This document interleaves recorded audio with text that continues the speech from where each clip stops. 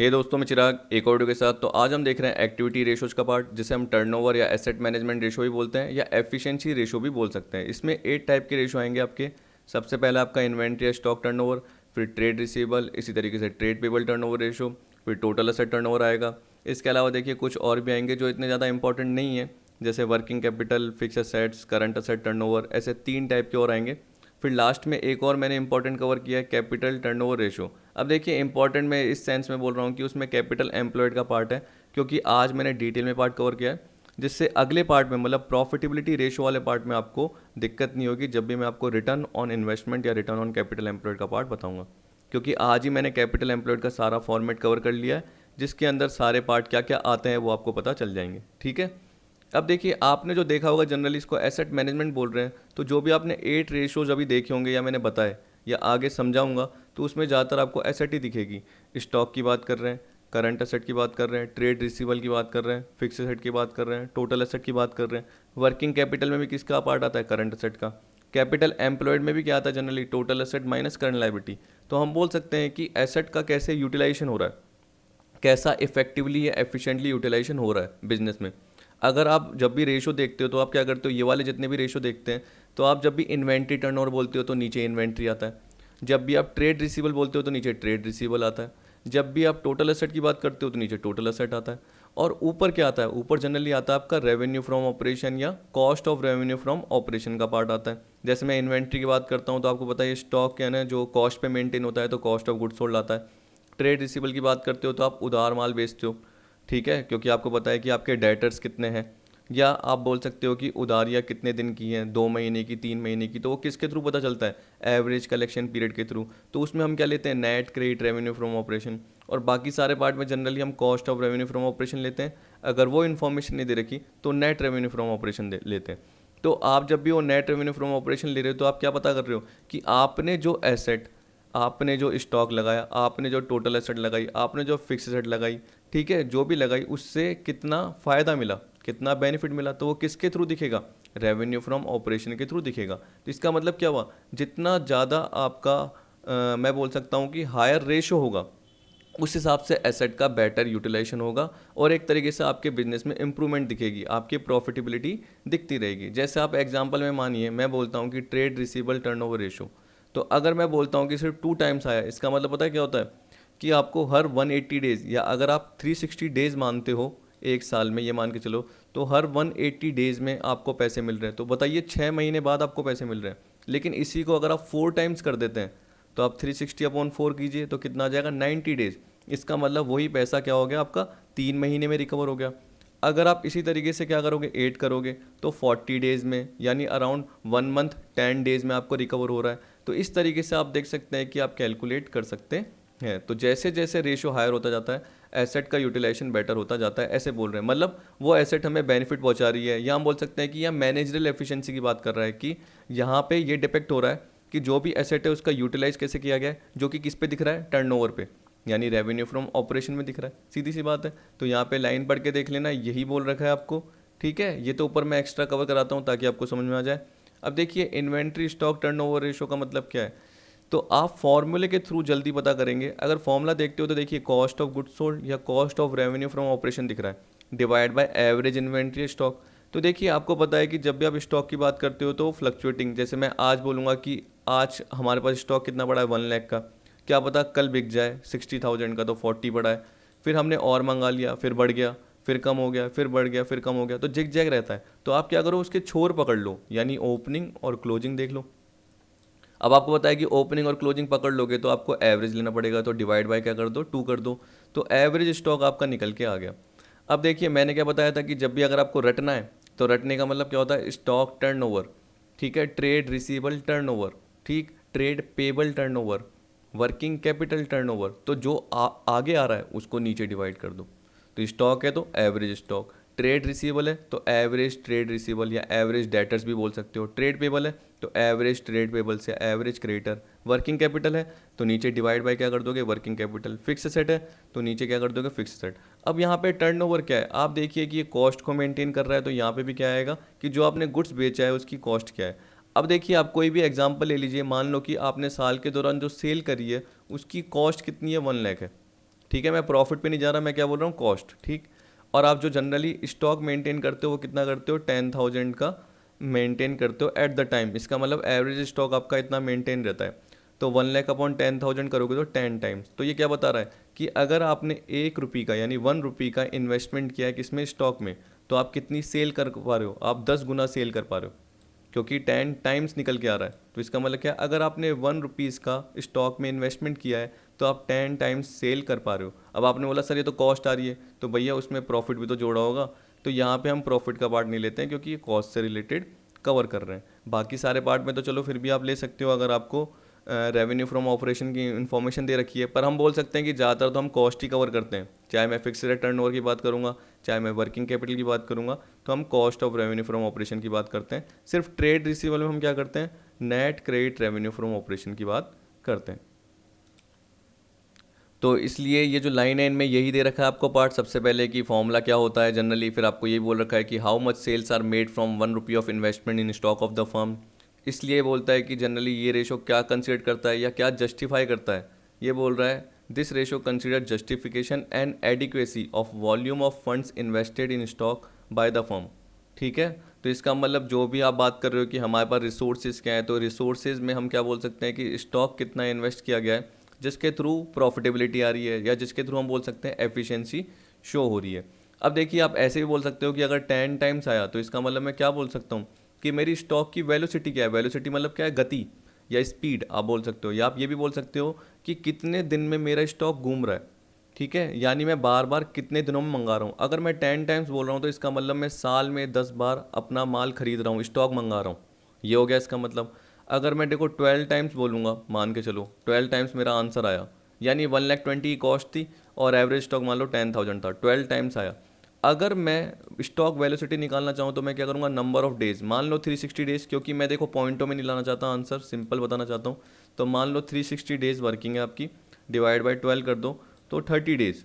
इसका मतलब क्या है, ठीक, कि आप हर 30 दिन में स्टॉक क्या करते हो, मंगाते हो। इसका मतलब ये हो गया इन्वेंट्री वेलोसिटी, तो यही मैंने नीचे भी कवर कर रखा है। अब देखिए कॉस्ट ऑफ गुड्स सोल्ड कैसे निकलता है, अगर आप एक ट्रेडिंग कंसर्न हो, मतलब गुड्स खरीद के बेच देते हो, तो आपका स्टॉक इन ट्रेड होगा, मतलब सीधा गुड्स खरीदा और बेचा। तो इसमें चेंज इन इन्वेंट्री क्या है, opening minus closing plus purchase plus direct expense, जो कि जनरली आपने स्कूल में बहुत बार पढ़ा है। पर मैंने देखिए जानबूझ के कंपनी के हिसाब से भी बोल दिया कि कैसे लिखोगे, चेंज इन इन्वेंट्री ऐसे भी लिख सकते हो।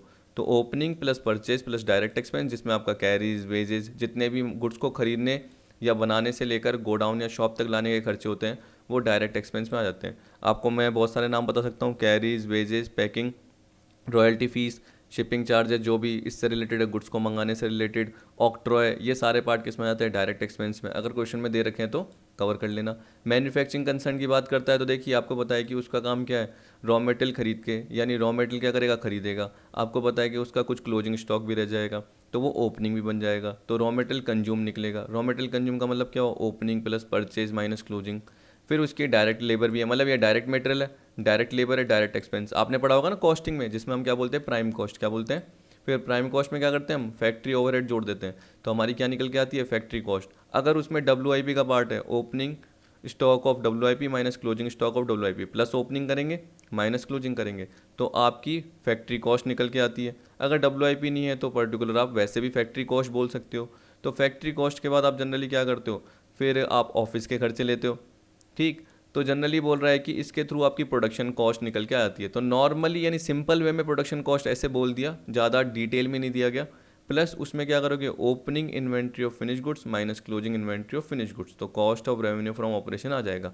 अगर आप इसमें 2 खर्चे और जोड़ना चाहो तो जनरली आप इसमें क्या बोलोगे, इसके अलावा ऑफिस के और सेलिंग एंड डिस्ट्रीब्यूशन के, तो ऑफिस एंड एडमिनिस्ट्रेटिव और सेलिंग एंड डिस्ट्रीब्यूशन, जैसे ही वो जोड़ दोगे तो आपका सारा पार्ट मिक्स होकर cost of revenue from operation का पार्ट आ जाएगा। ठीक है, तो इसमें भी देखिए वही बोल रखा है, ओपनिंग प्लस परचेज। अब परचेज की जगह क्या है, आप बना रहे हो, तो opening plus production cost minus closing stock, same है। लेकिन आपको बोल रहा है कि सारे केसेस में जहाँ पे GP पता रहता है, तो आप क्या कर सकते हो, revenue from operation sale minus GP। अगर आपको कभी भी समझ में नहीं आ रहा तो ट्रेडिंग अकाउंट बना के देखिए, आपको पता चल जाएगा कि बाय यहाँ पे क्या आता है, सेल आता है, यहाँ पे क्लोजिंग स्टॉक आता है, इधर 2 साइड में क्या आता है, ओपनिंग, परचेज और डायरेक्ट एक्सपेंसेस। नेट परचेज की बात कर रहा हूँ, डायरेक्ट एक्सपेंसेस और GP आता है। अगर सेल्स में से GP लेस करोगे तो बाकी जो पार्ट है वो क्या है, कॉस्ट ऑफ गुड्स सोल्ड को ही डिनोट करेगा, क्योंकि opening plus purchase plus direct expense minus closing, यही तो बचा। तो इसका मतलब क्या है, सेम आप ट्रेडिंग अकाउंट बना लीजिए अगर आपको कन्फ्यूजन है। अभी बोल रहा है कि अगर आपको, ये तो चलो एवरेज मैंने बता दिया, ठीक है, कि आप क्या करोगे, जनरली आपको पता है कि एवरेज जिगजैग क्यों होता है, यानी आपका जो स्टॉक होता है वो कभी क्या है 1 लाख का है, कभी 2 लाख का है, कभी 50 का है, कभी 40 का है। तो आपने एक छोर शुरू का पकड़ लिया और एक छोर, एक सिरा एंड का पकड़ लिया। जैसे ही दोनों को पकड़ा और उनका क्या निकाल लिया आपने, एवरेज निकाल दिया।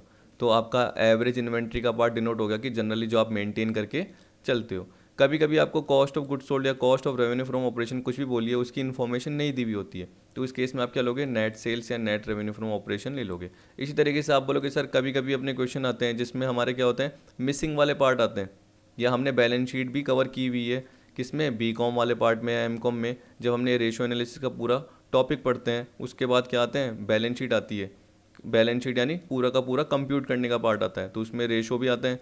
तो ये दिया हुआ होता है इन्वेंट्री टर्नओवर जैसे 8 टाइम्स है, तो कभी कभी हमें इन्वेंट्री दी हुई होती है, तो आप उसको क्लोजिंग इन्वेंट्री मान के भी कर सकते हो, याद रखना। या क्लोजिंग इन्वेंट्री निकालनी होती है और ये दे रखा होता है ताकि वो एसेट में क्लोजिंग स्टॉक शो हो सके। तो ज़रूरी नहीं है कि आपको एवरेज दे रखा हो, क्लोजिंग भी हो सकता है, लेकिन एवरेज की इन्फॉर्मेशन बोल देगा कि वो ओपनिंग से क्या है, क्लोजिंग स्टॉक 2 गुना है, 2 टाइम्स है, या 10,000 ज़्यादा है, तो तब आपको पता चलेगा कि यार ओपनिंग भी और क्लोजिंग भी है, तब तो आपको एवरेज निकालना ही पड़ेगा। इन्वेंट्री वेलोसिटी मैंने आपको बताया क्या होता है, ये बोल रहा है it indicates the inventory turnover ratio also indicates the inventory velocity with which inventory moves through the business.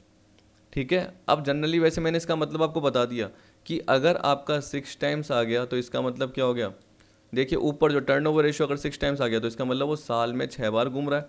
अगर मैंने आपको बोला कि 360 डेज हैं, या आप है ना 12 मंथ ही मान लीजिए, सिंपल 12 मंथ मानिए, और 6 टाइम्स को जैसे क्या करोगे, डिवाइड करोगे, तो 2 मंथ्स निकल के आ जाएगा।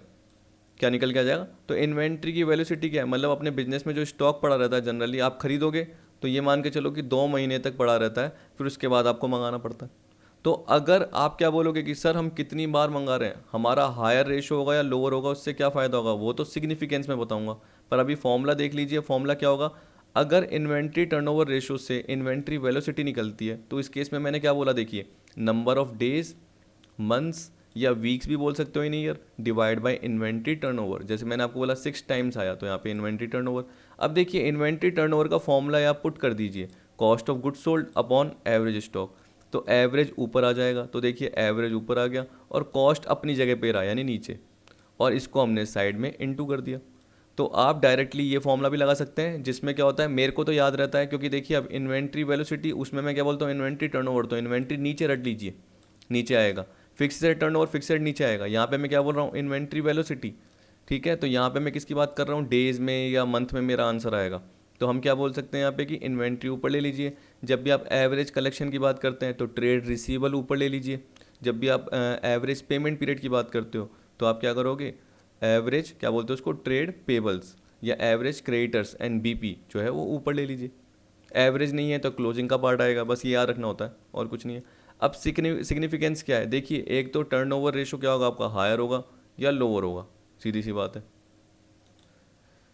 अब देखिए सबसे पहले मैं आ रहा हूँ लो रेशो पे। मान के चलो कि आपका लो रेशो कैसे होता है, जैसे मैंने आपको बोला कि 1 लाख की कॉस्ट ऑफ गुड्स आपने माल बेचा, जो माल बेचा उसकी कॉस्ट कितनी थी, 1 लाख की थी, ठीक है। अभी मैंने आपको 10,000 बोला नीचे एवरेज स्टॉक, इसका मतलब बढ़िया बात है, क्यों, क्योंकि 10 टाइम्स निकल के आ रहा है। हायर ये एक तरीके से कि साल में आपका 10 बार स्टॉक घूम रहा है।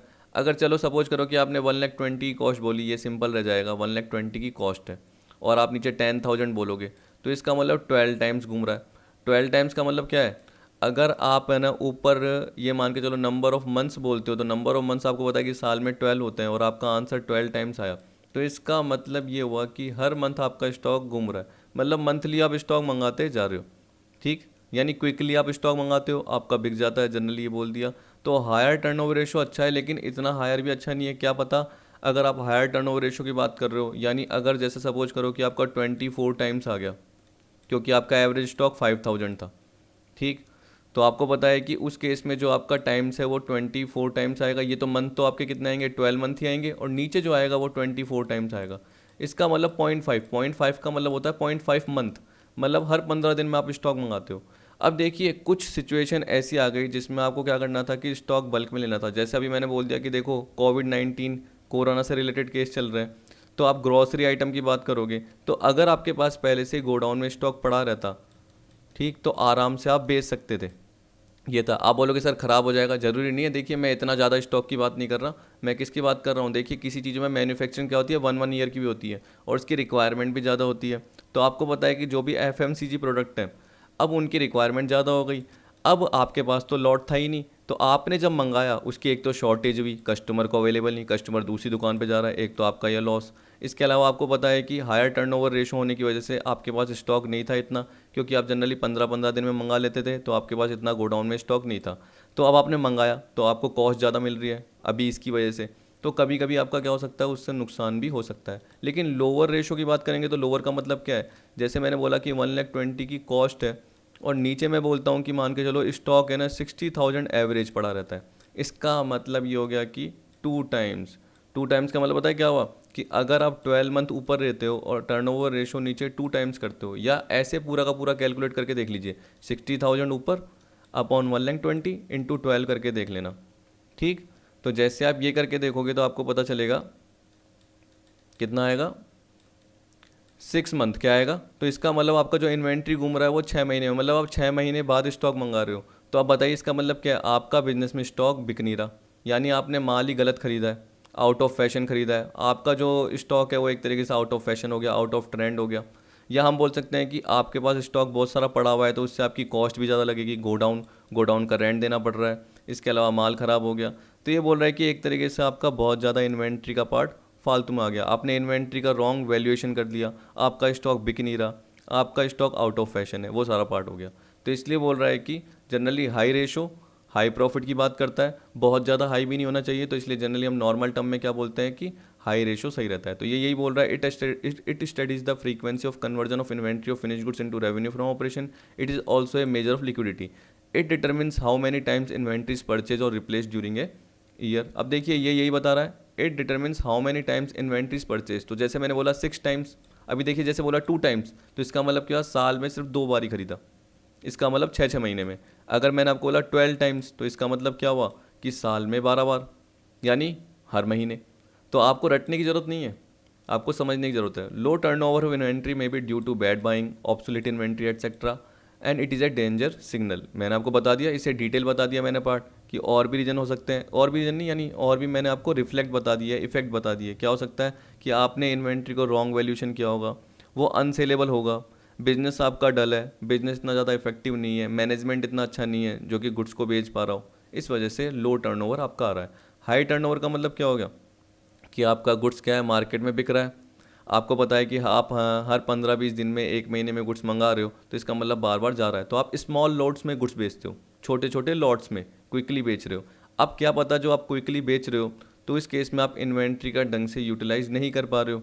क्या पता आप कम मार्जिन में क्या कर रहे हो, कैश को रियलाइज कर रहे हो, तभी आप छोटे छोटे लॉट्स में बेच रहे हो, जल्दी जल्दी बिक जा रहा है। तो आपका मैं बोल सकता हूँ कि मार्जिन इतना नहीं है, मतलब प्रॉफिट इतना सफिशिएंट नहीं हो, तो हाई टर्नओवर से भी नुकसान हो सकता है। लेकिन जनरली हम क्या बोलते हैं, high turnover is good, but it must be carefully interpreted, as it may be due to buying in small lot और selling quickly at low margin to realise cash, ताकि आप एक तरीके से कॉम्पिटिटर से आगे निकल जाओ। लेकिन उस केस में आपका क्या होता है, मार्जिन कम हो जाता है। अब इलेक्शन 14 देखिए, यही बोल रहा है, यहाँ पे देखिए बोल रहा है कि इन्वेंट्री टर्नओवर रेशो और इन्वेंट्री वेलोसिटी। यहाँ पे मैंने जानबूझ के 360 डेज कर दिया, जिससे अपना पॉइंटों में आंसर नहीं है, वरना आप 365 डेज ले सकते हैं, क्वेश्चन में कुछ नहीं बोले, या 12 मंथ ले सकते हैं, जैसे आपके मल्टीपल चॉइस क्वेश्चन के हिसाब से ABCD में आएगा पार्ट, ठीक है। Inventory in the beginning 18, eight the and 22, 22 plus 18 40/220 आ जाएगा। नेट परचेज दे रखी है, वेजेस दे रखी है, रेवेन्यू फ्रॉम ऑपरेशन दे रखा है, कैरीज इनवर्ड दे रखा है। अब देखिए आपको मैंने क्या बताया, नेट परचेज तो opening stock plus purchase plus wages minus closing stock, ये क्या आ जाएगा आपका, cost of revenue from operation आ जाएगा। अब आपका इन्वेंट्री टर्नओवर रेशियो का फॉर्मूला, तो आपको पता है कि फॉर्मूला क्या आपका, ये नीचे दे रखा है, कॉस्ट ऑफ गुड्स सोल्ड और cost of revenue from operation upon average inventory stock. अब आपको ये निकालना और ये निकालना, ये तो मैंने आपको बता दिया, ऐसे निकलेगा। और इसके ऊपर देखिए आपको ये फॉर्मूला दे रखा है, ये रहा, cost of revenue from operation is equal to inventory in the beginning plus net purchase plus wages plus carriage inward minus inventory at the end, ये दे रखा है। अब देखिए 18,000 प्लस 46 प्लस 14 प्लस 4 माइनस 22।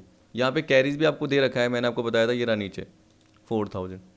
ठीक, तो सिंपल पार्ट है। इस तरीके से आपका कॉस्ट आ गया 60 अपॉन 20 करोगे तो 3 टाइम्स। तो 3 टाइम्स का मतलब समझो क्या है कि अराउंड आप क्या कर सकते हो, अगर मैंने 360 डेज बोले तो वेलोसिटी निकालिए, आपको समझ में आ जाएगा। या नॉर्मल लोगों को वैसे ही पता चल जाता है यार साल में 3 बार माल मंगा रहे हैं, मतलब बहुत टाइम ले रहे हैं। इसका मतलब स्टॉक जल्दी नहीं बिक रहा, स्टॉक जल्दी नहीं बिक रहा। इसका मतलब तो यही हुआ कि 60,000 का कॉस्ट का माल बेचा है और एवरेज स्टॉक 20 मेंटेन रहता है। तो इसका मतलब क्या हुआ, बहुत ज़्यादा स्टॉक मेंटेन रहता है, ऑब्सोलीट हो सकता है, आउट ऑफ फैशन हो सकता है, इसलिए नहीं बिक रहा। या कस्टमर की डिमांड के हिसाब से हमने जैसा सोचा था वैसा हमने गुड्स नहीं मंगाया, तभी बिक नहीं रहा। तो 360 अपॉन 3 डेज मतलब 120 डेज लगते हैं अगले ऑर्डर में, अगले स्टॉक को मंगाने में।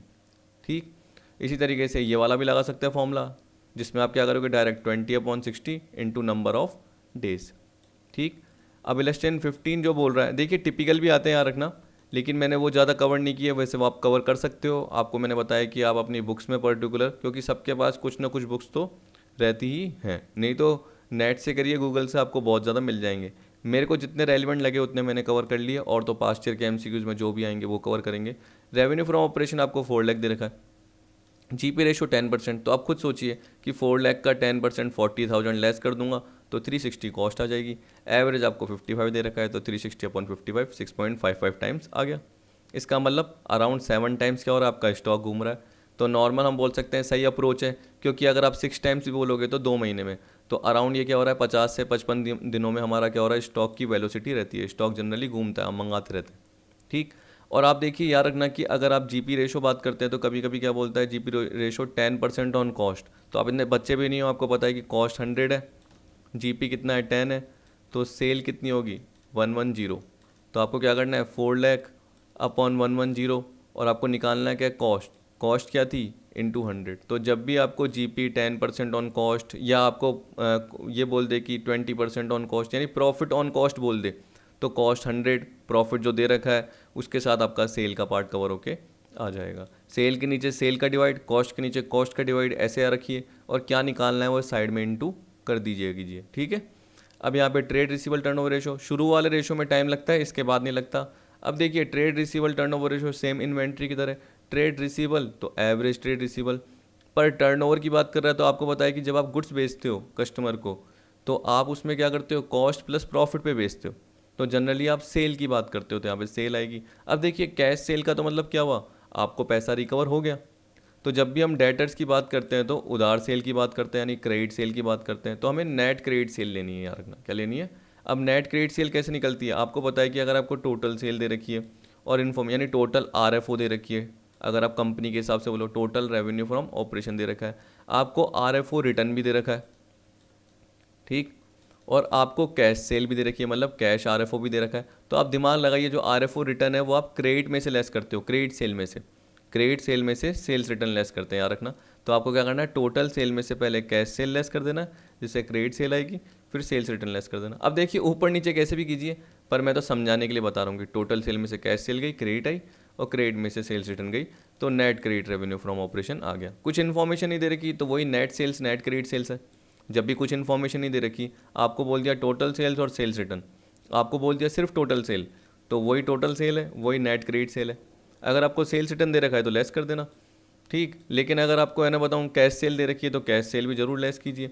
फिर इसके अलावा याद रखना, अगर आपको प्रोविजन फॉर डिस्काउंट की बात कर रहा है, provision for bad and doubtful dates की बात कर रहा है, तो वो आपको लेस करने की जरूरत नहीं है, क्योंकि जो भी क्लोजिंग बैलेंस आपको दिया होता है किसका, डेटर्स का या बीआर का, वो सारे एडजस्टमेंट के बाद होता है। इसलिए हम क्या बोलते हैं कि वो प्रोविजन को आपको लेस करने की जरूरत नहीं है। If information about net credit revenue from operation is not available, then trade receivable turnover ratio will be calculated with the use of amount of total revenue from operation instead of net credit revenue from operation. जो मैंने आपको बताया वही line है। फिर देखिए trade receivable will include debtors and BR, but provision for bad and doubtful debts will not be subtracted from trade receivable. नहीं करा ना लेस, क्यों, क्योंकि जब वो क्लोजिंग पे मेंटेन ही होता है। आपको पता है कि जो ओपनिंग आया तो पिछले साल एडजस्ट होके क्लोजिंग था, वैसे जो क्लोजिंग आया इस साल का वो भी एडजस्टेड है। तो ओपनिंग प्लस क्लोजिंग अपॉन 2 करोगे तो एवरेज ही आएगा।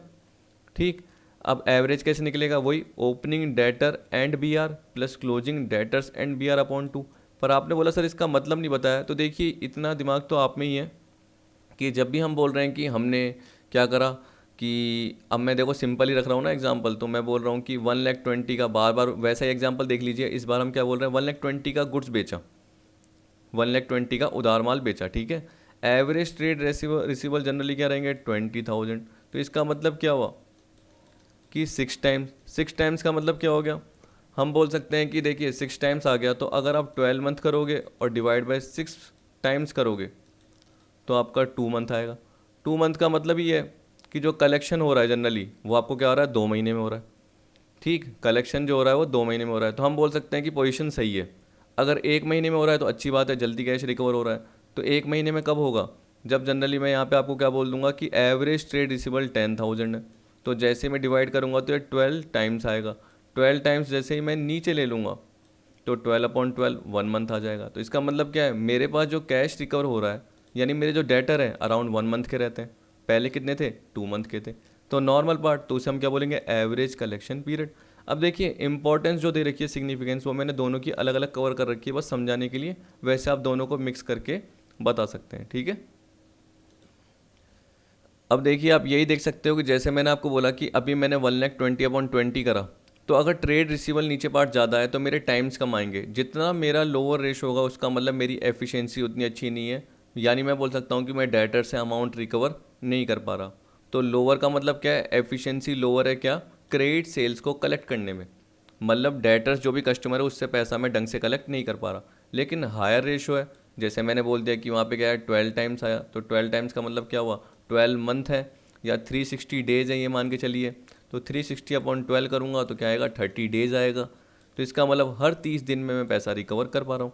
अगर यही मेरा 24 टाइम्स आ रहा है तो 360/24 कीजिए तो 15 डेज आएगा। तो जो पहले 30 दिन में रिकवर करता था वो 15 डेज में रिकवर कर रहा हूँ, ठीक है। या 12 मंथ है, डिवाइड बाय 24 टाइम्स कीजिए, तो इसका मतलब 0.5 मंथ का मतलब ही क्या होता है, 15 days.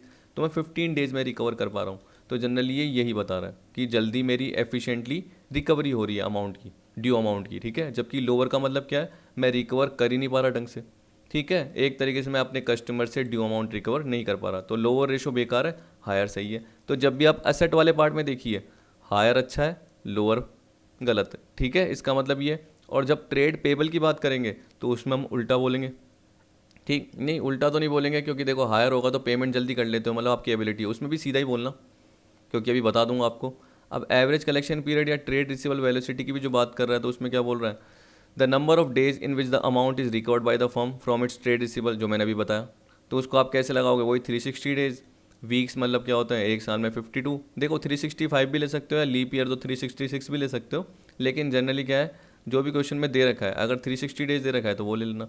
Months 12 divide by trade receival turnover ratio मतलब टाइम्स। इसका रिवर्स करना है तो आपको पता है कि जब आप क्या करते हो, एवरेज ट्रेड रिसीवल नीचे लेते हो और नेट क्रेडिट ऊपर लेते हो, तो आपको पता है कि एवरेज ट्रेड रिसीवल ऊपर आ जाता है और नेट क्रेडिट अपनी जगह पे रहता है, और इसको आपने साइड में क्या कर दिया, इनटू कर दिया। इंपॉर्टेंस क्या दे रखी है, वही दे रखी है कि एवरेज कलेक्शन पीरियड क्या बताएगा, कि time period for recovery of trade receival, higher the trade receival turnover ratio the shorter the average collection period. तो इसका मतलब जितना आपका ट्रेड रिसीवल टर्नओवर रेशो ज़्यादा होगा, जैसे मैंने बताया 24 था, तो 12 मंथ/24 0.5, या आप ऐसे भी देख सकते हो 360/24। तो उस केस में क्या था, आपका 15 डेज आ रहा था, तो 0.5 मंथ बोल सकते हो मंथ के हिसाब से, और डेज के हिसाब से 15 डेज बोल सकते हो।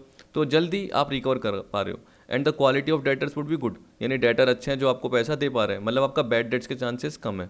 Loss of bad debts would also be less. उसके कॉन्ट्ररी अपोजिट क्या होगा, जितना ट्रेड रिसीवल टर्नओवर रेशो कम होगा उतना ही क्या होगा, एवरेज कलेक्शन पीरियड लॉन्गर होगा, मतलब आपको जो पैसा है डेटर से वो देरी से मिल रहा है, देरी से मिल रहा है, तो बैड डेट्स के चांसेस भी ज़्यादा हो सकते हैं, नॉर्मल पार्ट। अब देखिए फॉलोइंग बैलेंसेस आपको दे रखा है, extracted from the books of Shubham, 31 मार्च 2017 का दे रखा है। Calculate trade receival turnover ratio average collection period की बात कर रहा है, assume 360 days in a year. अब देखिए मैं आपको इसी में पढ़ के बता दूंगा, आप जनरली एक बार इलस्ट्रेशन देख लेना, ठीक है। देखिए total gross revenue from operation 3 lakh दे रखा है, 3 लाख में से कैश गया, तो आपको बताया ना टोटल सेल दे रखी है, टोटल आरएफओ, टोटल आरएफओ में अगर कैश गया तो क्रेडिट बचा। क्रेडिट में जो ये रिटर्न है, सेल्स रिटर्न, ये देखिए रिटर्न है, याद रखना, जैसे ही लेस करोगे तो नेट क्रेडिट आरएफओ आ जाएगा, मतलब 240, उसमें से 21 लेस कर देना तो 219, 2,19,000 आ जाएगा। डेटर्स आपको 31 मार्च 16 का 8,000 और 31 मार्च 17 का 10,000 दे रखा है। बी आर 31 मार्च 16 का 45 और 31 मार्च 17 का 67। वैसे तो मैं बोल दूंगा चारों को जोड़ के डिवाइड बाय 2 कर देना, पर समझने के लिए क्या बोलूँगा कि ये 31 मार्च 16, ये क्या है 31 मार्च 17, तो ये ओपनिंग है और ये भी क्या है बी आर ओपनिंग है। तो 8,000 प्लस 4,500 मतलब 12,500, ठीक है, प्लस 10,000 ये क्लोजिंग का और ये क्लोजिंग का बी आर, तो यानी 16,700 ये करना है और डिवाइड बाय 2 कर देना। आप बोलोगे सर ये प्रोविजन फॉर डाउटफुल डेट्स और ये ट्रेड पेबल तो क्रिएटर से रिलेटेड है, तो इसका यहाँ से लिंक ही नहीं है, जानबूझ के कन्फ्यूजन के लिए दे रखा है। और प्रोविजन को एडजस्ट करने की जरूरत ही नहीं है, क्योंकि जो भी आपका क्लोजिंग डेटर आता है वो प्रोविजन के एडजस्टमेंट के बाद आता है, तो आपको करने की ज़रूरत ही नहीं है। तो देखिए 219 आया और 14,600 जो मैंने ये बताया एवरेज ये निकल के आ जाएगा, और ये पर्टिकुलर मैंने बता ही दिया था।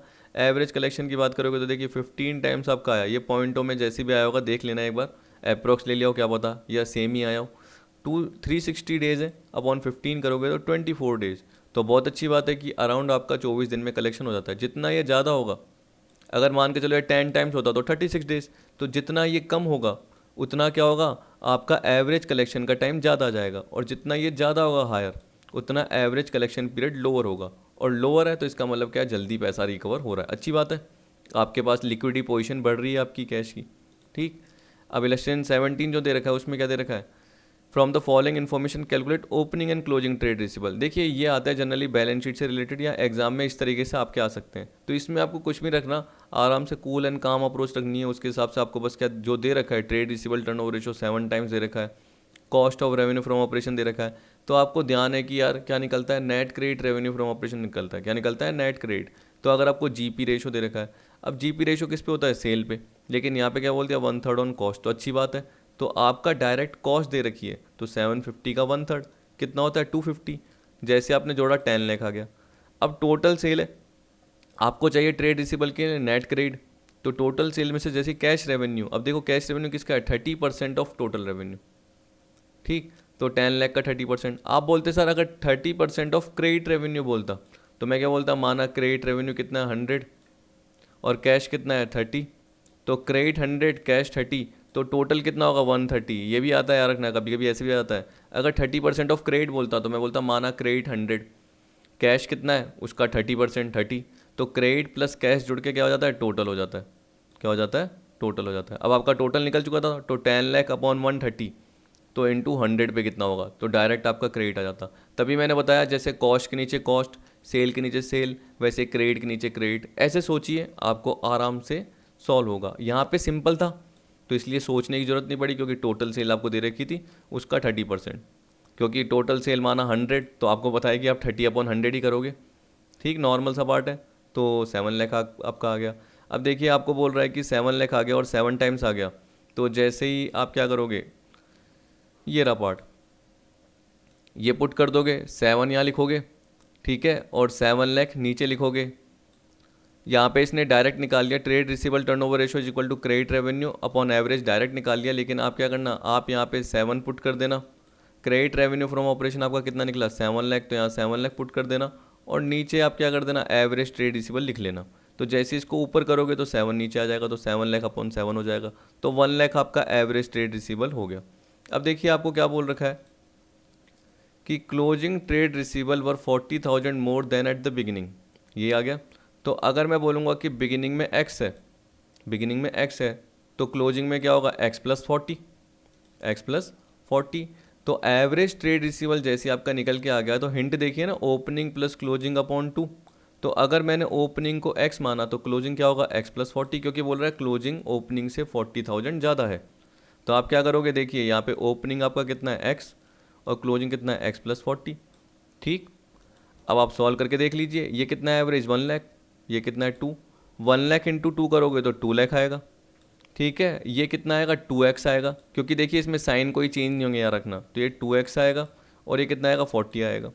जैसे 2x को अपनी जगह पे ही रखोगे, 1 लाख इंटू 2 2 लाख आ गया, 40 को इधर लेके जाओगे तो माइनस में आ जाएगा, 2 लाख माइनस 40 160, 160 अपॉन 2 करेंगे तो 80 आ जाएगा। अब 80 आपका क्या आया x आया, तो आपको पता है कि x प्लस 40 करोगे तो क्लोजिंग निकल के आ जाएगा, मतलब 80 प्लस 40 करोगे तो 120 निकल के आ जाएगा, और वेरीफाई करके देख लो 120 प्लस 80/2 करते तो एवरेज कितना आता आपका 1 लाख आता, और एवरेज आपका 1 लाख ही आ रहा है, तो वेरीफाई भी हो गया और आपका ओपनिंग क्लोजिंग निकल के भी आ गया।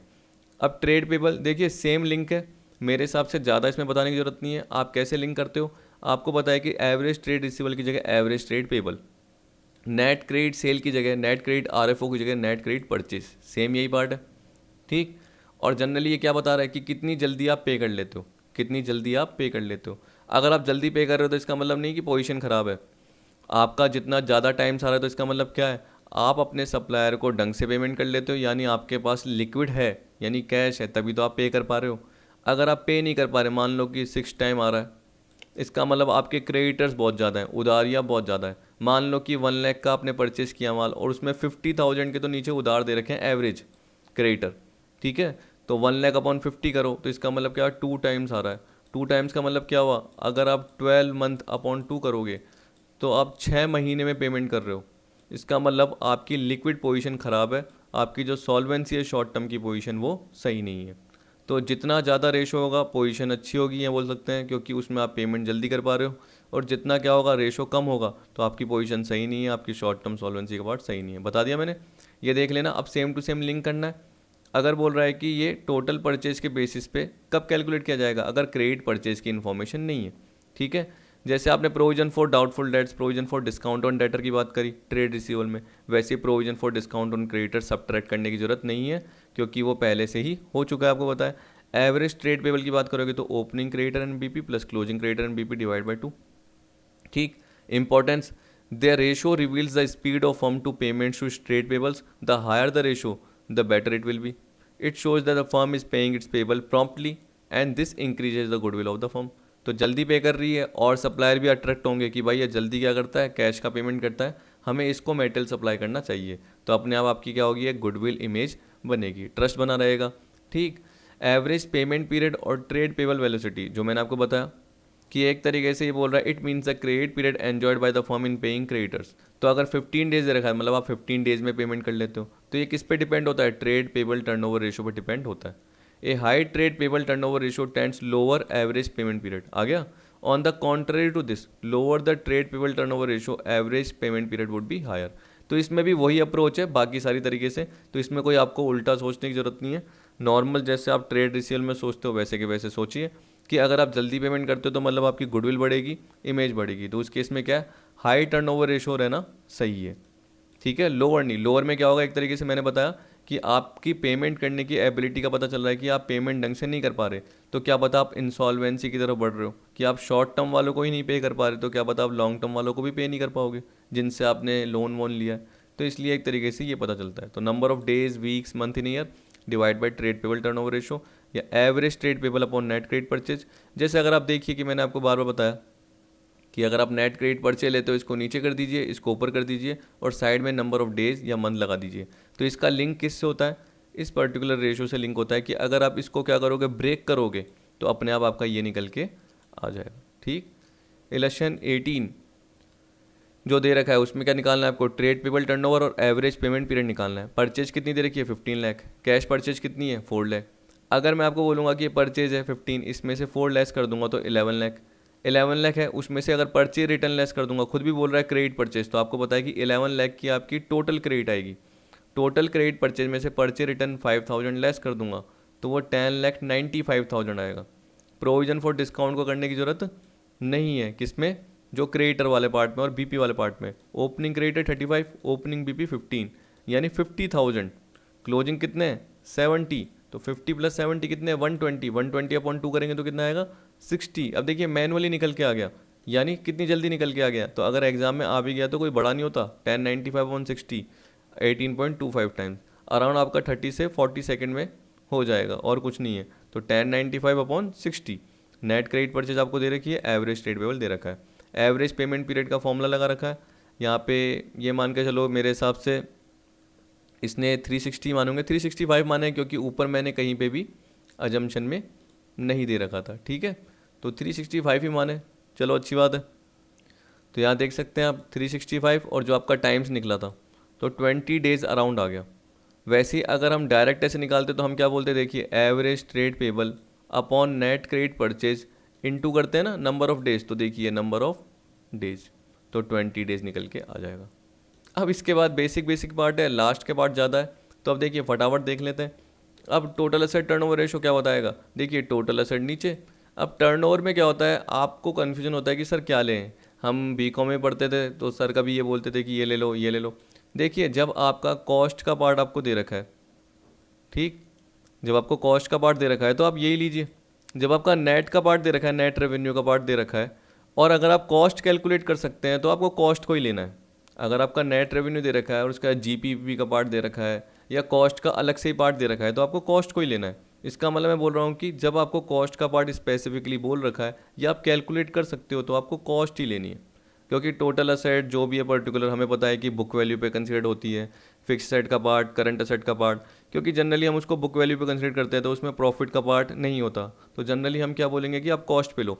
लेकिन अगर आपको कैलकुलेशन का पार्ट दे ही नहीं रखा, सीधा नेट सेल दे रखी है और आप कॉस्ट को निकाल ही नहीं सकते, तो आपको नेट सेल्स ही लेनी पड़ेगी।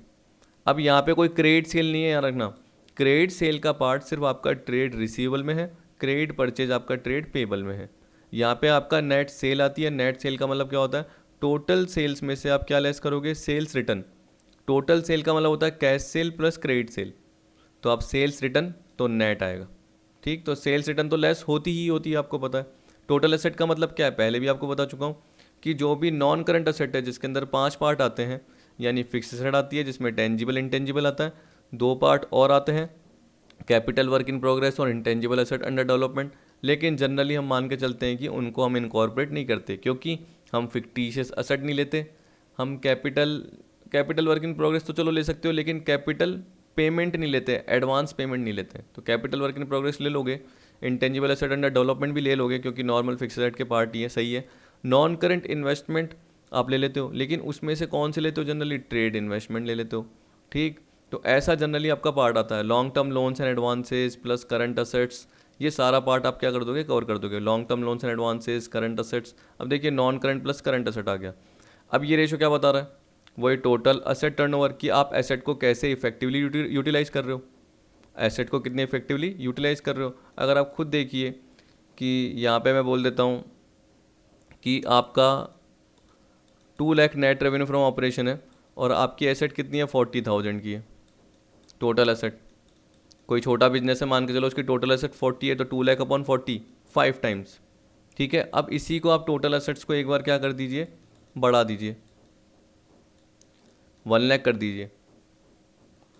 अब 1 लाख 2 लाख डिवाइड बाई 1 लाख करो तो 2 टाइम्स। तो आप खुद देखिए कि अगर टोटल असेट के पार्ट में यूटिलाइज करके आप सेल 2 लाख कर रहे हो, मतलब 5 टाइम्स आपका आ गया, तो इसका मतलब क्या, इफेक्टिवली यूटिलाइज हो रही है। जबकि यहाँ पे क्या बोल रहे हैं, 1 लाख की असेट है और उस पर सिर्फ 2 लाख की सैलरी जनरेट कर पा रहे हैं, तो इस केस में 2 टाइम्स है, तो इफेक्टिवली यूटिलाइज नहीं हो पा रहा। मतलब जो भी आपने एसेट्स में इन्वेस्टमेंट किया है वो सही कब किया है, जब वो पूरा का पूरा यूटिलाइज करके अच्छा रेवेन्यू फ्रॉम ऑपरेशन जनरेट कर रही है। तो this ratio indicate the number of times the total asset turn into sale. The higher the ratio the more effective is the management of the firm that they have utilize asset effectively. मतलब efficiency का part आ रहा है, managerial efficiency का part आ रहा है, profitability का पार्ट आ रहा है। On contrary to it, if asset turnover ratio is low, it means the firm is not able to sell sufficiently in comparison to investment in asset and there is an over investment in asset। तो क्या पता over investment कर दिया गया हो, क्या पता जो एसेट यूज़ की गई हो वो पर्टिकुलर आपका जो मटेरियल है वो क्वालिटी वाइज प्रोड्यूस नहीं कर पा रही हो, ठीक है।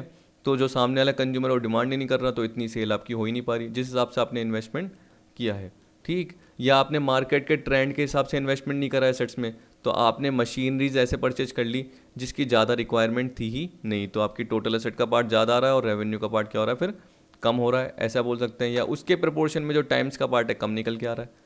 तो देखिए जैसे आपको total asset turnover ratio, goodwill intangible है, अदर नॉन करंट, करंट, ये तीनों जोड़ देंगे, कैश रेवेन्यू और क्रेडिट रेवेन्यू दोनों जोड़ देंगे, टोटल सेल उसमें से लेस कर देंगे, तो 390 प्लस 130 520 में से 20 गए तो 5 लाख का नेट रेवेन्यू आ गया। अब आप बोलोगे सर इसमें कॉस्ट का पार्ट, तो देखिए अगर मेरे यहाँ पे जीपी दिया होता, मान लो कि 20% बोल देता सेल का, तो 5 लाख का 20% 1 लाख लेस कर देता, यहाँ पे बाकी 4 लाख ले लेता, तो मैं निकाल सकता था। यहाँ बताइए निकाल सकता हूँ क्या, मैं निकाल ही नहीं सकता, ठीक। तो याद रखना opening plus purchase minus closing ऐसे दे दे इन्फॉर्मेशन, सेल्स में से जीपी लेस करके दे दे, तो मैं कॉस्ट निकाल सकता हूँ, तो लूँगा। लेकिन यहाँ पे ले ही नहीं सकता, तो यहाँ पे मैंने नेट सेल ही ली है। नीचे डिवाइड बाय क्या करोगे, मैंने आपको बताया टोटल असेट। टोटल असेट क्या है, 8 + 22 + 20 मतलब 50,000। तो 10 टाइम्स मतलब हमारी टोटल असेट इतनी है और हम उसका 10 गुना क्या कर रहे हैं, सेल जनरेट कर पा रहे हैं। अच्छी बात है, 10 टाइम्स टोटल असेट्स का 10 गुना सेल जनरेट कर पा रहे हैं। अगले साल क्या आएगा, तो अगले साल देखेंगे, क्या पता अगले साल आपने और असेट खरीद ली हो, उसके हिसाब से आपका रेवेन्यू भी बढ़ गया हो, तो क्या पता टाइम्स भी ज़्यादा आ सकता है। क्या पता जिस हिसाब ने आपने असेट खरीदी उस हिसाब से आपकी सेल नहीं बढ़ी, तो कम भी आ सकता है। तो सब यही है। अब देखिए, अब मैं आपको है ना जल्दी जल्दी बता रहा हूँ, फिक्स टर्नओवर भी यही है, आप चाहे देख लेना। पर याद रखना फिक्स सेट में डेप्रिसिएशन लेस होगा, क्योंकि ये टिपिकल नहीं है। मैंने इसके फॉर्मूले भी, मैंने इसके देखो इलस्ट्रेशन भी कवर नहीं करे, क्यों, क्योंकि नॉर्मल पार्ट है। अब आपको पता है कि फिक्स रेट लेस डेप्रिशिएशन करोगे, या कवर भी किया होगा, नहीं किया ही नहीं है कवर, क्योंकि मेरे हिसाब से मेरे को ये सिंपल लगा होगा, इस चक्कर में मैंने इससे रिलेटेड कवर किया ही नहीं। फिक्स रेट लेस डेप्रिशिएशन और ऊपर क्या आएगा, नेट सेल या cost of revenue from operation आ जाएगा। अब आपको पता है कि हम बोल सकते हैं कि फिक्स रेट में इन्वेस्ट क्यों कर रहे हो, क्योंकि फिक्स रेट एक तरीके से अल्टीमेटली किसके लिए काम आती है, मशीनरीज, प्लांट एंड मशीनरी की बात कर रहे हैं, बिल्डिंग की बात कर रहे हैं, तो वो ऑफिस पर्पज़ के लिए काम आएगी। प्लांट एंड मशीनरी क्या आएगी, प्रोडक्शन के लिए काम आएगी। तो आपको पता है कि उसके थ्रू क्या होगा, आपका गुड्स प्रोड्यूस होगा, फिर वो बिकेगा तो उससे रिलेटेड आपको कॉस्ट का पार्ट देखना है कि कितना रिकवर हुआ, तो कितने टाइम्स में रिकवर हुआ, तो जनरली ये आपको कवर करना पड़ेगा। तो फिक्स रेट मान लो 1 लाख की है और सेल आपकी आ रही है कॉस्ट ऑफ रेवेन्यू 10 लाख की, तो 10 लाख अपॉन 1 लाख 10 टाइम्स। तो फिक्स रेट कितना रिकवर करके दे रही है, 10 गुना रिकवर करके दे रही है। As such investment are excluded from fix rate as they do not affect revenue from operation. अब जब ये रेशो आ गया तो इसमें क्या बोल रहा है कि आपको इन्वेस्टमेंट का पार्ट कंसिडर नहीं करना, क्योंकि ये बोल रहा है कि ये रेवेन्यू फ्रॉम ऑपरेशन को अफेक्ट नहीं करते, क्योंकि इन्वेस्टमेंट जो भी किया जाता है वो फिक्स एसेट से रिलेटेड है। अगर आप इन्वेस्टमेंट बाहर वाले कर रहे हो, कौन से ईयर के कर रहा है, as such investments are excluded from fix asset. तो कौन से इन्वेस्टमेंट, जो भी बिजनेस के बाहर के इन्वेस्टमेंट है, जैसे मैं बोल सकता हूँ नॉन ट्रेड इन्वेस्टमेंट जो भी है, ट्रेड इन्वेस्टमेंट नहीं, नॉन ट्रेड इन्वेस्टमेंट है, जनरली आप उसको कंसिडर मत करना। क्योंकि आपको पता है कि जैसे सपोज करो कि मैंने शेयर मार्केट में इन्वेस्ट कर दिया, अब मेरा काम नहीं है वो, लेकिन मेरे को क्या है, एक तरीके से इंटरेस्ट आता था कि मेरे पास पैसा पड़ा है तो मैं इन्वेस्ट कर दूं, जिससे मुझे इंटरेस्ट मिलेगा, रिसीव होगा, डिविडेंड मिलेगा। तो मुझे लग रहा था कि मेरा बेनिफिट होगा, इसलिए मैंने नॉन ट्रेड इन्वेस्टमेंट में इन्वेस्ट कर दिया, तो वो फिक्स रेट में नहीं आएगा। तो रेशो में देख लेना, रेशो में यही बोलेगा हायर रेशो है तो इसका मतलब फिक्स रेट का ज़्यादा यूटिलाइज हो रहा है, और लोअर रेशो है तो इसका मतलब फिक्स रेट का यूटिलाइज सही नहीं हो रहा। लेकिन ये बोल रहा है कि इसके अलावा भी हो रहा है, इसके अलावा भी कुछ कुछ चीज़ें होती है इंपॉर्टेंस में, अगर आप कवर करोगे तो ये बोल रहा है कि इसके अलावा भी जब आप फिक्स रेट का यूज़ करने की बात करते हैं तो बहुत सारे फैक्टर्स पे डिपेंड करती है। या ये बोल रहा है कि जो भी हम रेवेन्यू फ्रॉम ऑपरेशन की बात कर रहे हैं सेल, वो और चीज़ों पे भी डिपेंड करती है, ये नहीं कि फिक्स रेट।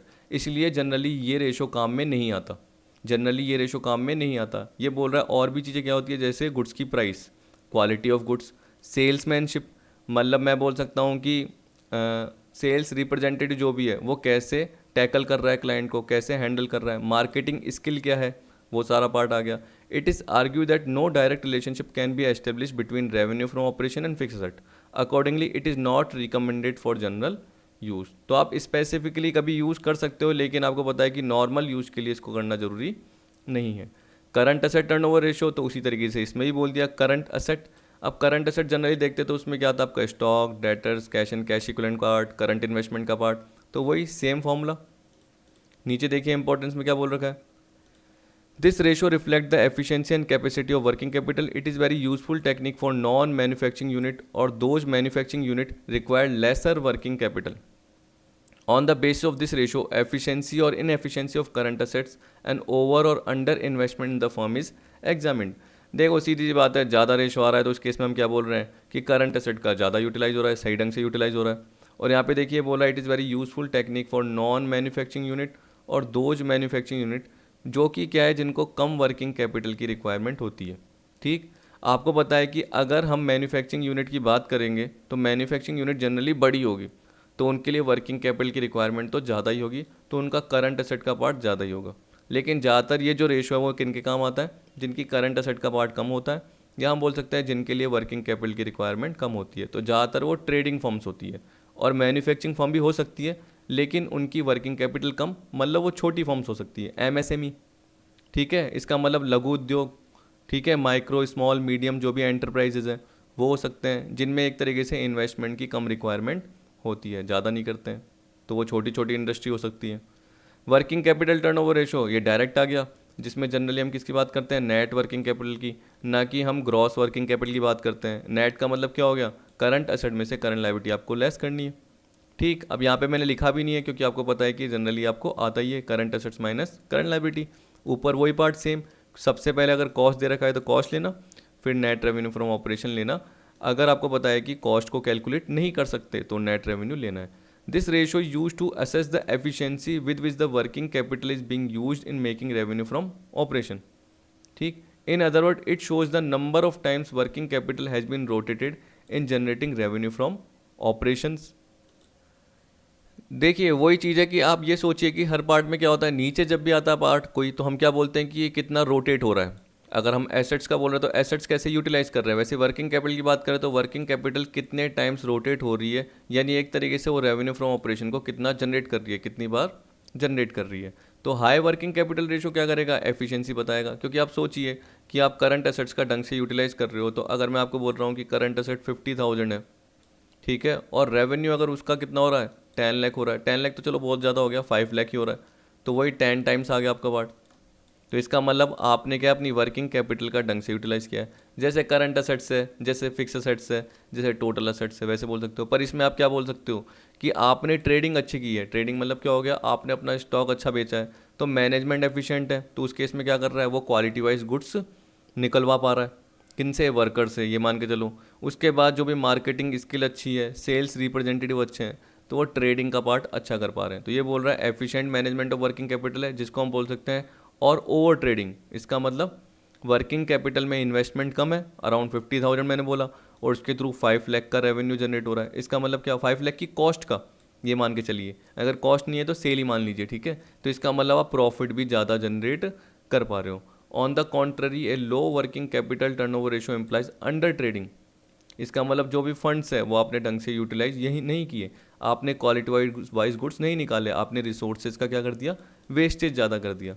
ठीक, तो आपके पास स्टॉक जो पड़ा है वो फालतू का पड़ा है, ठीक है। आपके ट्रेड रिसीवेबल बहुत ज़्यादा हो सकते हैं, तो इस केस में आपका क्या होगा, करंट असेट्स का पार्ट ज़्यादा आ रहा है, करंट लाइबिलिटीज़ का पार्ट आपने लेस कर दिया, तो वर्किंग कैपिटल आपकी बहुत ज़्यादा आ रही है, और उस हिसाब से आपने अपने टर्नओवर को यूटिलाइज नहीं करा।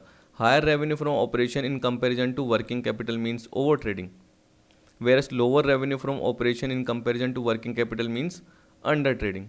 ठीक, तो नॉर्मल रेशियो का पार्ट बता रहा है। अब आपको कैपिटल टर्नओवर की बात कर रहे हैं, तो कैपिटल टर्नओवर में क्या आता है, सेम वही पार्ट, लेकिन यहाँ पे क्या आ रहा है, कैपिटल एम्प्लॉयड की बात कर रहा है।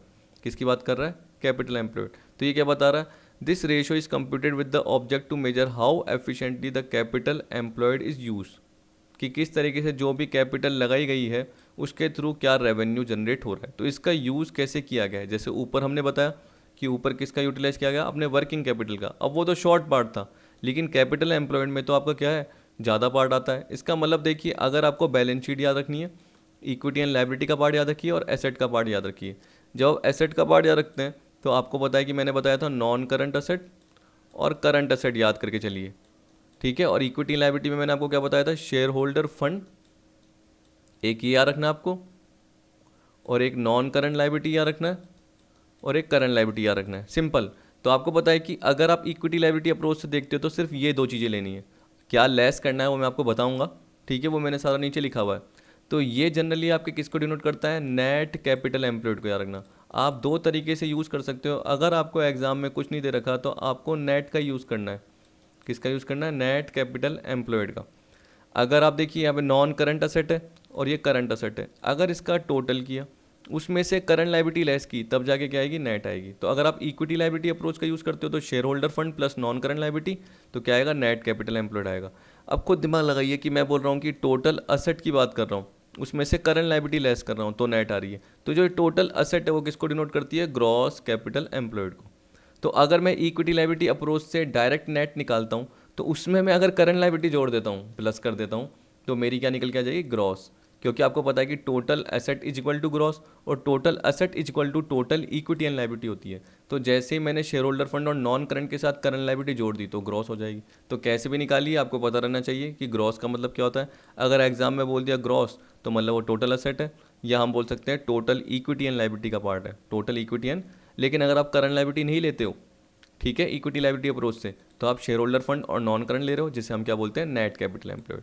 और अगर वही एसेट अप्रोच से कर रहे हो तो total assets minus current liability. अब उसमें कुछ चीज़ें लेस होती है, याद रखना, जब भी हम लायबिलिटी पार्ट से लेते हैं और टोटल असेट का जब भी पार्ट लेते हैं तो वो चीज़ें लेते नहीं हैं, वो एक्सक्लूड करते हैं। क्या बोलते हैं, एक्सक्लूडिंग, यानी नॉट इंक्लूडेड। समझ गए? जब भी आप लायबिलिटी वाला पार्ट लेते हो तो उन चीज़ों को लेस करना पड़ेगा। बताऊंगा क्या क्या है, 3 तो आपको पता ही है जो कि आपने शेयर होल्डर फंड में देखी थी। एक तो आपने फिक्टिशियस एसेट देखी थी, एक आपने इंटेंजिबल एसेट जिसकी वैल्यू निल है, और तीसरा क्या देखा था, ऑल एक्यूमुलेटेड लॉसेस। ठीक, फिक्टिशियस में जनरली आप 4 याद रखना। ठीक, underwriting commission, discount on issue of share debenture, preliminary expenses, और एक क्या था प्रीलिमिनरी एक्सपेंसेस, डिस्काउंट या loss on issue of debenture, और अंडरराइटिंग कमीशन, और एक मेरे को ध्यान नहीं आ रहा, हाँ, शेयर इशू एक्सपेंसेस। ये 4 चीज़ें आपको क्या करनी है, याद रखनी है कि फिक्टिशियस में आएगी तो वो आपको क्या करनी है, लेस करनी है जब भी आप लायबिलिटी वाली साइड से देखोगे। तो ये बोला देखो, ग्रॉस और नेट है। ग्रॉस का मतलब क्या होता है, total asset use in the business, और नेट का मतलब क्या है, total assets minus current liability. अब देखिए ये जादू, यानी ये फॉर्मेट का पार्ट जिससे आपको क्या आ जाए, सारा समझ में आ जाए। यहाँ पे आपको दे रखा है calculation of net capital employed, liability side, asset side. Generally आपको ये थ्योरेटिकल फॉर्म में दिखेगा आपको किसी भी बुक में या राइटर की बुक में, तो मैंने क्या कर दिया, इसको इस तरीके से बना दिया ताकि आपको समझ में आ जाए। शेयर होल्डर फंड और नॉन करंट लायबिलिटी, उसमें से लेस क्या करोगे, ये सारे पार्ट कर दोगे। समझ गए? तो ये आपकी क्या आएगी, नेट कैपिटल एम्प्लॉयड आएगी। क्या आएगी, नेट। अब देखिए इसमें क्या क्या लेस करना है, ये मैंने शुरू के 3 इसलिए बता रखे हैं क्योंकि ये मैंने बता दिया। प्रीलिमिनरी मैंने लिखा नहीं था शेयर होल्डर फंड में, तो वहाँ पे मैंने कवर कर लिया है। प्रीलिमिनरी क्या होता है, कंपनी के इनकॉर्पोरेशन से पहले वाले खर्चे। Discount loss on issue of debenture, आपको बताइए कि जब भी कंपनी डिबेंचर इशू करती है तो क्या करती है, डिस्काउंट पे करती है, या साथ साथ क्या करती है, उसमें रिडम्पशन की कंडीशन ऐड करती है और बोलती है कि हम 100 रुपीज़ वाले डिबेंचर मैच्योरिटी पे 110 में पे करेंगे। तो आपको वो प्रीमियम का पार्ट क्रिएट करना पड़ता है, तो साथ में लॉस भी क्रिएट करना पड़ता है, तो वो लॉस डेबिट होता है, आपको पता है। अंडरराइटिंग कमीशन अंडर राइटर से रिलेटेड है, ये भी आपको पता है। Share issue expense, share issue करते समय जो भी एक्सपेंस है। एक्यूमुलेटेड लॉसेस, जैसे हम बोल सकते हो कि जो भी लॉसेस इकट्ठे होते हुए हैं पिछले साल के थ्रू, पिछले साल से जो भी लॉसेस आते गए हैं जिनको आपने राइट ऑफ नहीं करा।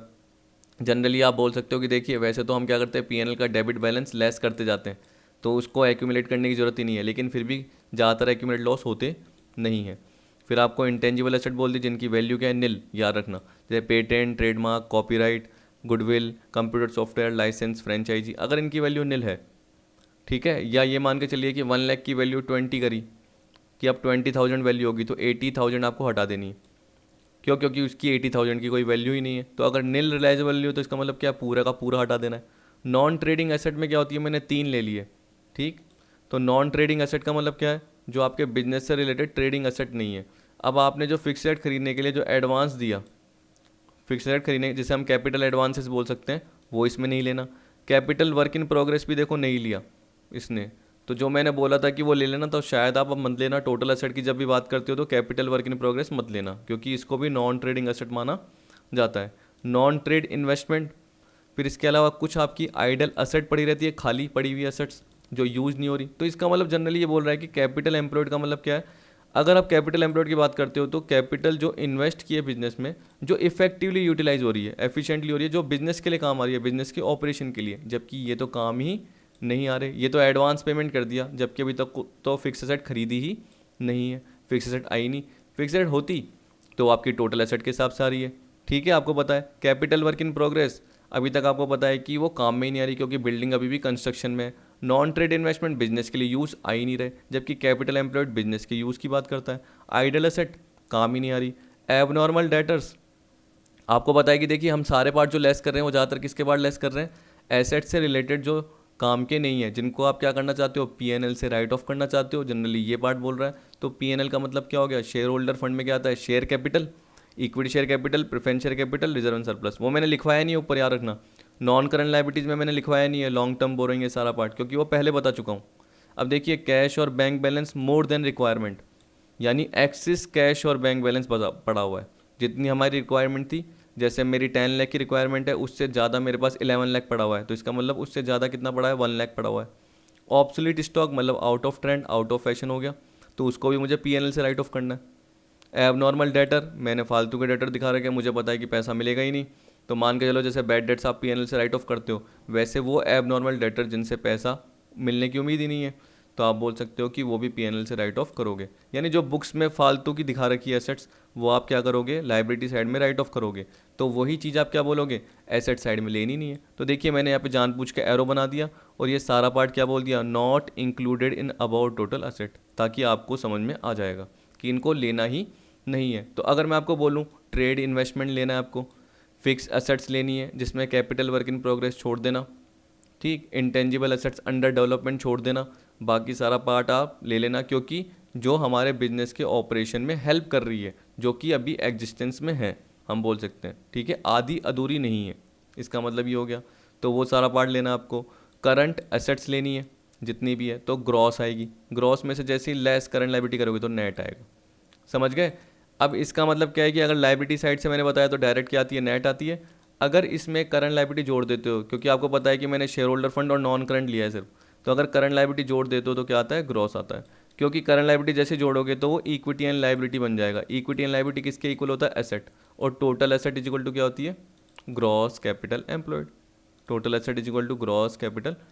अब देखिए आपके एग्जाम में सिंपल पार्ट अगर आ गए तो आ गए, नहीं तो मैंने तो इसलिए बताया क्योंकि दिया हुआ होता है तो मुझे बताना पड़ता है। अब देखिए कभी कभी क्या होता है, कुछ एक्सपर्ट एवरेज कैपिटल एम्प्लॉयड का भी यूज़ कर लेते हैं, किसकी जगह, कैपिटल एम्प्लॉयड। मैंने बोला कुछ नहीं दे रखा तो नेट कैपिटल एम्प्लॉयड यूज़ करनी है। नेट का मतलब क्या है, share holder fund plus non current liability, और वो सारी चीज़ें लेस कर लेना, या total assets minus current liability, ठीक है। अगर ग्रॉस यूज़ करोगे तो share holder fund plus non current में करंट लायबिलिटी ऐड कर देना, या एसेट अप्रोच से देख रहे हो तो सिर्फ टोटल एसेट लेना, क्या लेना, तो वो ग्रॉस है। वैसे ही एवरेज में क्या बोल रहा है, ओपनिंग प्लस क्लोजिंग अपॉन 2। अगर आपको ओपनिंग नहीं दे रखी, आपको सिर्फ क्लोजिंग दे रखी है, तो आप ये भी लगा सकते हो, closing minus half of current year profit after tax. तो आपको ये दिया होना चाहिए, इसका आधा करोगे। मान लो 1 लाख प्रॉफिट आफ्टर टैक्स है तो 1 लाख का हाफ करोगे, ठीक, 50, और मान के चलो क्लोजिंग कैपिटल एप्लॉयड दे रखी है आपको 5 लाख, तो 5 लाख में से 50 गए तो 4 लाख 50 आपकी एवरेज आ जाएगी। अब आप बोलोगे सर दोनों में आंसर सेम आएगा कि नहीं, नहीं, अलग अलग आता है। वो तो कोइंसिडेंस होगा, सेम आ सकता है लेकिन सेम नहीं आएगा, ठीक। अब एफिशिएंसी की बात कर रहे हैं तो आपको पता है, देखिए हायर रेशो होगा तो इसका मतलब क्या है कि जो आपने कैपिटल लगाई उससे आप क्या कर रहे हो, अच्छा रेवेन्यू जनरेट कर पा रहे हो। तो ये बोल रहा है efficiency and effectiveness of the operation are judged by comparing the revenue from operation और cost of revenue from operation with the amount of capital employed in the business and not with the asset held in the business. ये बोल रहा है कि जब भी efficiency effectiveness देखते हो तो आपने बाकी सारे देखे वो बकवास थे, यानी जो करंट एसेट पार्ट देखा वो छोटे छोटे पार्ट थे, लेकिन जनरली बोल रहा है एफिशिएंसी जो भी देखी जाती है, इफेक्टिवनेस देखी जाती है, वो कितना आपने बिजनेस में कैपिटल लगाया है। जनरली देखो आप जब वैल्यूएशन ऑफ गुडविल की बात करते थे तो उसमें मैंने क्या बताया, आपने कितनी कैपिटल लगाई बिजनेस में, अगर बाहर लगाते तो कितना नॉर्मल रेट ऑफ रिटर्न कमाते, तो आपने शॉर्ट में देखा था उसमें। तो यही आपका क्या है, डिटेल में पार्ट है, जिसमें आपको क्या बोल रहा है कि जब आप कैपिटल लगाओगे तो उसके थ्रू आप कितनी सेल जनरेट करोगे, ना कि एसेट कितनी हेल्ड कर रखी है। Higher ratio indicate the quicker rotation of capital to generate higher revenue from operation, जिससे क्या होगी, प्रॉफिटेबिलिटी हायर होगी। जबकि इसके अपोजिट में क्या होगा, लोअर रेशो होगा तो क्या होगा, कैपिटल खाली पड़ी हुई है, फालतू पड़ी हुई है, या ढंग से यूज़ नहीं की गई, जिसके थ्रू आपका रेवेन्यू फ्रॉम ऑपरेशन जनरेट नहीं हो पा रहा। No ideal standard can be fix for this ratio. हाँ, और देखिए मैंने ये लाइन एक्स्ट्रा जोड़ी हुई है, याद रखना कि इसमें जैसे आप क्या करते हो कि नॉर्मल कितनी रेट ऑफ रिटर्न हो रही है आप गुडविल में कैलकुलेट करते थे, तो वैसे यहाँ पे क्या बोल रहा है कि यहाँ पे कोई आप आइडियल स्टैंडर्ड नहीं रख सकते इस रेशो के लिए। किसका मतलब, इंडस्ट्री का आप रेशो तय नहीं कर सकते हो कि भाई इंडस्ट्री का रेशो क्या रहेगा। कह रहा है as turnover is different in different type of industries, in those industries where the investment required in fixed asset is more the capital turnover ratio remains lower, and where the investment in fixed asset is less the ratio remains higher. As such higher ratio show higher profit and lower ratio show lower profit. देखिए अब मैं इसका मतलब बता देता हूँ यहाँ से लेके यहाँ तक की लाइन का, कि नॉर्मल ये बोल रहा है कि जब भी क्या करते हो स्टैंडर्ड फिक्स कर देते हो, तो वो कब फिक्स करवाते हो, जब आपको पूरा का पूरा डिसीजन मेकिंग का क्राइटेरिया पता है या इंडस्ट्री से रिलेटेड पार्ट पता है कि इंडस्ट्री में भी कैपिटल उतनी लग रही है या बाकी सारी फर्म्स भी क्या कर रही है, सेम कैपिटल लगा रही है, लेकिन आपको पता है कि अलग अलग फर्म्स क्या होगी, अलग अलग कैपिटल एम्प्लॉयड करेगी, और उनका रेवेन्यू फ्रॉम ऑपरेशन भी जरूरी नहीं कि सेम आए। तो हम बोल रहे हैं कि नॉर्मल हम आइडल रेशो पता नहीं कर सकते, जैसे हमने करंट रेशो में देखा, जैसे हमने किस में देखा, इसके बाद क्विक रेशो में देखा, डेट इक्विटी में देखा, या इसके अलावा और भी जो हमने सॉल्वेंसी के रेशो देखे, जनरली उसमें स्टैंडर्ड रेशो कवर किया था, लेकिन यहाँ पे हमने कोई भी स्टैंडर्ड रेशो नहीं लिखा हुआ, सबसे पहली बात। फिर दूसरा बोल रहा है कि जब भी क्या करते हो आप टोटल एसेट का पार्ट देखते हो, आप खुद दिमाग लगाओ कि आप क्या बोल रहे हो कि सर यहाँ पे आप लाइबिलिटी से भी बोल रहे हो। तो देखिए, जब आप शेयर होल्डर फंड और नॉन करंट लाइबिलिटी की बात करते हो तो ये अरेंज कर रहे हो, तो किसके लिए? फिक्स एसेट परचेज करने के लिए। तो आपको पता है कि करंट का पार्ट तो कम ही रहेगा, ज़्यादा पार्ट किसका रहेगा? नॉन करंट का। और नॉन करंट में भी क्या रहती है? फिक्स एसेट या ट्रेड इन्वेस्टमेंट। तो आपको बताया कि बिजनेस से रिलेटेड इन्वेस्टमेंट या फिक्स एसेट का पार्ट अगर ज़्यादा है तो उस केस में क्या होगा? In those industry where the investment required in fix asset is more. तो इसका मतलब क्या है? फिक्स एसेट की रिक्वायरमेंट बढ़ती जा रही है। क्यों? क्योंकि गुड्स की डिमांड बढ़ती जा रही है, रिक्वायरमेंट बढ़ती जा रही है, आपका बिजनेस का स्केल बढ़ता जा रहा है। तो इस केस में क्या होगा? कैपिटल टर्नओवर रेशो लोअर होगा, क्योंकि आपका बिजनेस बढ़ रहा है, आपके बिजनेस की स्केल बढ़ रही है। तो उस केस में आप बोल सकते हो कि आप ज़्यादा गुड्स प्रोड्यूस कर पा रहे हो। तो इकोनॉमिक्स में जब आप पढ़ते हो कि आपकी कॉस्ट पर यूनिट कम आ रही है, तो हम ये बोल सकते हैं कि उस केस में क्या होगा? आपका रेवेन्यू फ्रॉम ऑपरेशन ऊपर ज़्यादा आएगा, या जो उसकी कॉस्ट है, आप बोल सकते हो cost of revenue from operation है, वो दिखाओगे और नीचे कैपिटल एम्प्लॉयड डिवाइड करोगे। तो जैसे आप डिवाइड करोगे आपका रेशो क्या आएगा? क्या आएगा? Capital turnover ratio remains lower and where the investment in fixed asset is less the ratio remains higher.